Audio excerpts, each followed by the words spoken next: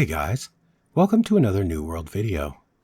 So today the devs dropped the February dev blog video, and I thought we could have a look at some of the highlights together. Because although New World has been experiencing some truly hard times lately, it does seem like they have been listening, and no, they are not closing the game. They have in fact hired new staff, and they do touch on many things we all have complained about over the past few months, so let's get into it. The game has gone through a long history, and some of these things are from past iterations of the game, when we were a little more of a survival crafty game, and I think we've held on to those. Mm-hmm. And I think now is the time to start shedding stuff like that and letting people experience the game.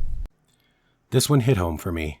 I don't know about you guys, but this is what I've felt for a long time has really stifled the potential of New World. Decide what you are. Trying to maintain these survival aspects in what became an MMO is just not working and creating a lot of issues for everyone, whether these people that are experiencing these issues are aware of it or not. Great, and then we also have some interesting bot situations that we're dealing with that we're taking a different approach than we have in the past. Okay. So if folks see developers in game, mm-hmm. Chances are they're in there doing what we're calling our bot bash initiative. So okay. Yeah, so it's kind of secret what we're doing, but I just want to let folks know that if they do see somebody in game who has a GM tag, that likely that's what they're up to. So because all the bots, as we know, are one step ahead of the potential software game companies try to use to stop them, it would seem that Amazon, in response to the constant complaints we make about the bots, have finally taken the initiative and are manually sending devs onto the live servers to hunt bots. Thank God for this, and let's hope this cuts down on them in the future. Okay. So we fixed more than 1,000 things. Wow, okay, that's huge. To give you a little context, we're fixing defects all the time. Okay. There's actually 5 different versions of the game that we're working on in any particular day, whether it's the live version or a build that's going to come out in a couple of months. Okay. So, but we fixed more than 700 defects. Wow, okay. For this build alone. Mm-hmm. There were 225 tasks that were improvements. Okay. But there were actually 50 things that had still been around since before launch that we also fixed. So we fixed about 350 minor bugs that hadn't been fixed in a long time and made it a lot better. It was kind of interesting. There's a big breadth of what we fixed. We had these really confusing bugs, like for example, after a merge of worlds, the trophies that were in your house wouldn't give you bonuses anymore unless you replaced them. Yeah. We had some really irritating things like voice chat and text chat would drop out when you went into instances, expeditions, your house. Like when you really want them. When you really, and I don't know about you, but I was so happy to hear him say this. Because I felt for a long time it seemed small things like icon changing, luck dropping off while you relog, and chat not working in Outpost Rush were being ignored for bigger issues. And although I get it, the big stuff is priority. It is this small stuff that truly makes your quality of life suck on a day-to-day. So to hear that so many bugs are getting squashed this patch is so nice. And I can tell you I tested on the PTR this month, and a lot of them are fixed. Yeah, I think this is going to harken back to one of the topics we were touching on earlier, where we want to make sure that we have that balance between challenge and fun. This is, right now Umbral shards are the way to take your gear from 600 to 625, and get the most powerful, get your gear to the most powerful it can be in the entire game. And so there is definitely going to be a pretty significant challenge associated with that. But we are routinely evaluating the challenge to get there as well. Not just the challenge inherent to earning them, but also like how long it's going to take you to actually do those things. So I'm pleased to announce that we are making some adjustments on that front. Great. So a couple notables in this release. One is for the Umbral shards that you earn from opening gypsum casts and crafting Gear Score 600 items, we've increased the amount that players are going to get rewarded every time they open a cast and every time they craft a 600 Gear Score item.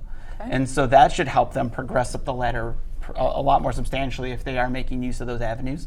And then the other thing too is around the mutated expeditions, we are adding, we're reducing, I should say, the cooldown that players can purchase those from the faction shop. Okay. So right now, the cooldown is once per week. we've reduced that to once every 3 days. Yeah, that's a good change. Yeah, thanks, Greg. It was basically for Greg. Greg mentioned he sometimes he takes the role of a critic. We take Greg's feedback very, Thank you, Phil. very seriously. Yes. So, yeah, ladies and gentlemen, Greg and all the thank Greg players. Jones. Greg and all the players. Just a minute. So this one also got me excited, but because, being honest, I'm sick of having Umbrals only come from mutations and being forced to continually farm gold to pay for slots. I know a lot of you will feel the same. Not only will having more options to get Umbrals be great so that we can actually do other things in the game and still progress, but having the ability to get more orbs per week will be a great change also. It's one of our primary focuses right now on the player team, and I think we've done some great changes already. We've started looking at our jumps and our jump lands and how those are actually working in the game and how they kept stopping you over and over again. So we've worked on, like, if you're moving, you continue to move. We don't want you to stop moving. You can jump off a ledge. You can jump off, 2 meter high thing. And you're going to be fine. You're going to keep moving. It's going to feel good. One other thing we did get in there is after you do a melee attack, you no longer have a slowdown. There used to be a forced 1 second slowdown after melee attacks. That is no longer in the game. So melee players should feel a little faster after this. That's awesome. That's great to know. So yeah, this one is a bit contentious on the PTR. Some people saying it is smooth and amazing, others saying it is too much and they feel like they're skating now. But I feel like the fact that people are arguing over it is great. This means that it is a substantial change. And the fact that they just said they are aware it is not perfect or finished and it will be continued effort is great. Yeah, for Outpost Rush, we took a pass at an update in the scoring to make sure everybody that's contributing gets the score they feel they should be getting. We've already got some feedback from the February PTR, and we have a little further to go on it. We were a little harsh on our initial scoring system. We were trying to combat bots a little bit. They were a pretty big issue. But we feel like we got a better handle on those now, and so we're going to start to look at the scoring system more and more. Yeah, and the rewards are getting a major overhaul in February also. That's right? really exciting to hear. So not only are you going to get better weapons from the caches have a higher chance to give you an expertise bump, and you're going to get faction tokens. And faction tokens, as we know, are becoming more and more important because you can buy mutated orbs with them. And something else that's coming in February is you can now buy a gypsum orb once a day with them. So another big change. So hopefully there's a nice loop forming with OPR where people that like that mode can sort of really dedicate it and get everything they need from it. Yeah. This is one of the areas I'm most excited about. I tested this a lot on the PTR, and what he said is correct. The scoring now is amazing. For example, as a bow user, I tend to stay far back and run support to the close range fighters, doing a lot of poison arrows and rains of arrows, offering a consistent press on the healers, and those in melee range, who maybe are running close battles. And I often lose kill shots, even though my contribution truly was not insignificant. Well, now, on PTR I'm scoring 600 to 700 points for a single poison arrow into a group, because it's scoring me on damage done, not just kills. It truly feels a lot better, and more rewarding doing PTR. Yeah, I think they definitely had some areas that they needed to have a little bit of a nerf. And then I think for Rapier, it was just too defensive to the point where it wasn't fun for the other people playing against it. We moved around a little things there and maybe updated some cooldowns a little bit to put it a little bit on par with the other weapons. Void Gauntlet, the Scream has gotten a lot of attention, and so we took a look at that one and a couple other minor things on it. That in conjunction with the Ice Gauntlet fix for the Ice Storm that was causing the escalating damage. All those together should help out with the experience quite a bit. Tuning's never done. We're going to keep working on it, but we definitely did look into those weapons in particular.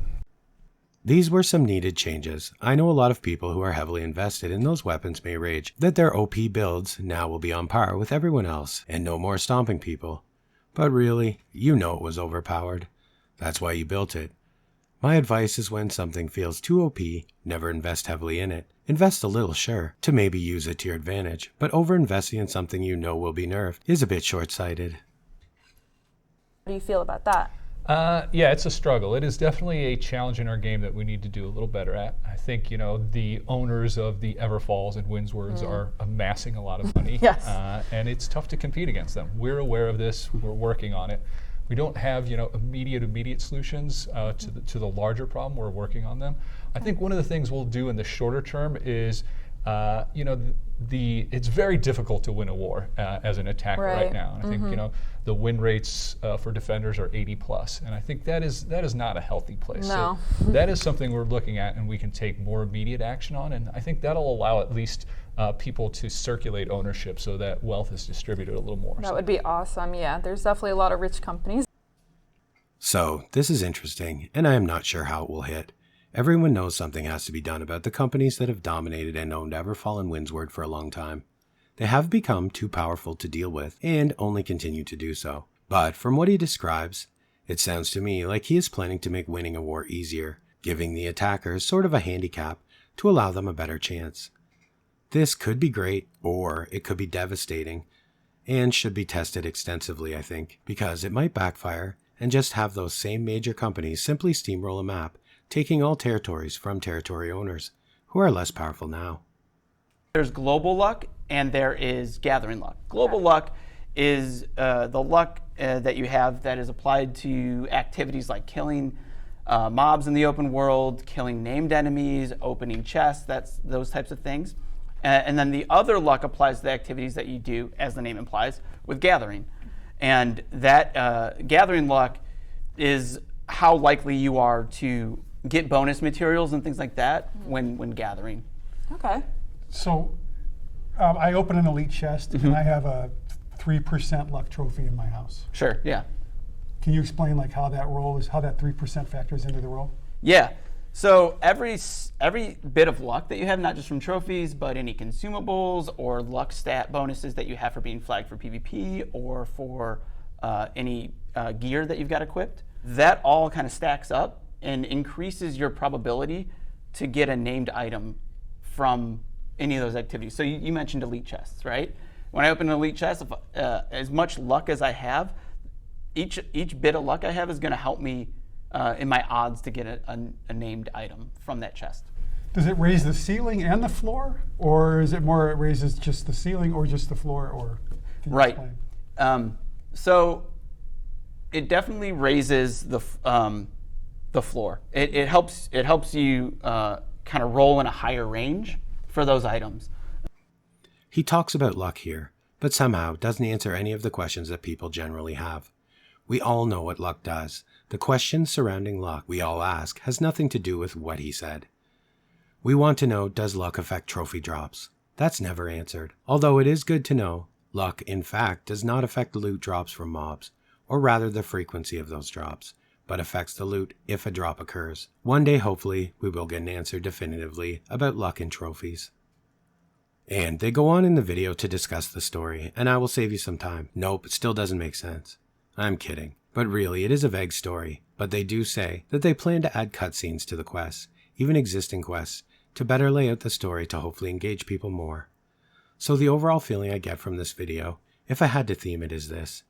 We recognize as a company that the game felt too survivalish. We are committed to overhauling it over the next few months and onward to being a full, real MMO. And please hang in there while we do. You will be rewarded for your patience. So like I said at the beginning, I know things have not looked great for New World lately, but I do think the tone of this video, the promises made alongside what I have seen firsthand on the PTR, are very promising. The game is going in a better direction. And do I think that there will be no more hiccups? No, of course not. What they are doing is huge. They are trying to do it on a live game. They are not shutting it down to reboot. They want to keep it alive. And the idea that they are starting to try to make the growth of the game, alongside the pains part of the culture of the game, is very insightful, and I believe will ultimately equal success over the long term.